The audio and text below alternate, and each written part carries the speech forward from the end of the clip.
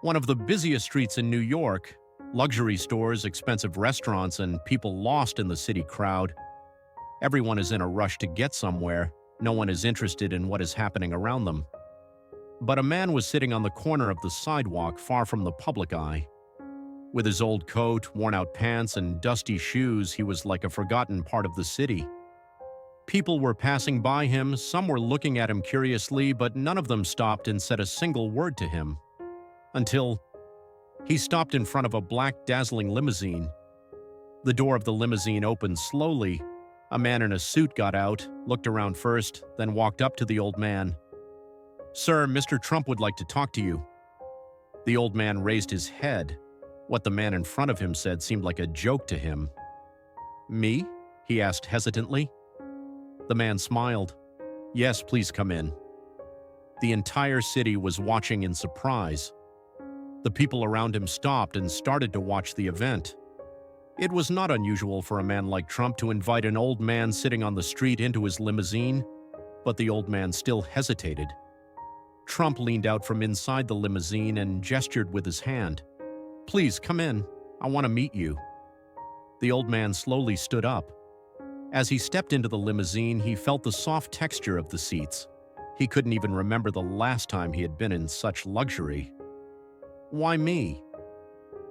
Trump looked at him carefully. "I see you here every day. People pass you by, but you never ask for anything. You don't ask for a handout, you don't burden anyone. I wonder, how did you get here?" The old man took a deep breath. Finally, someone had approached him like a real person. "My name is Richard," he said in a low voice. "Once upon a time, I had a life, a family, a job, friends, but one mistake changed everything." Trump narrowed his eyes.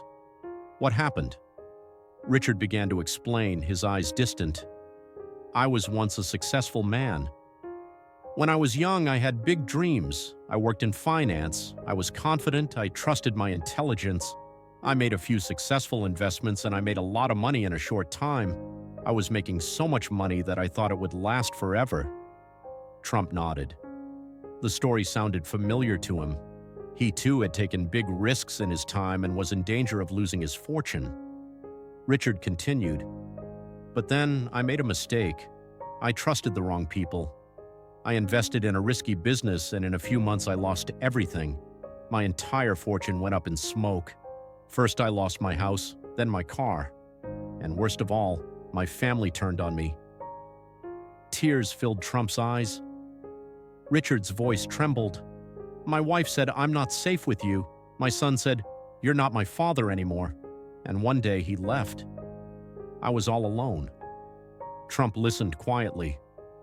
"That's why I'm here. I sit here because it is a memory to me. The restaurant where I used to come for business lunches is right across the street.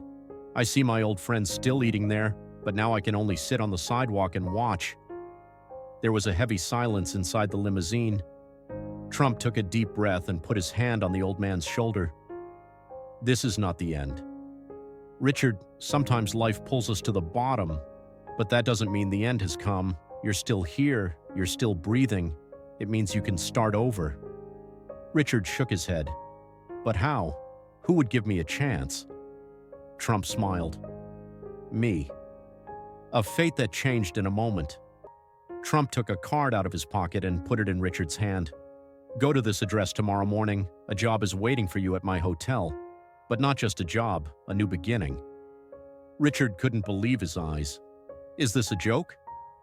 Trump shook his head. "No, a chance. But remember, you will have to take advantage of this opportunity."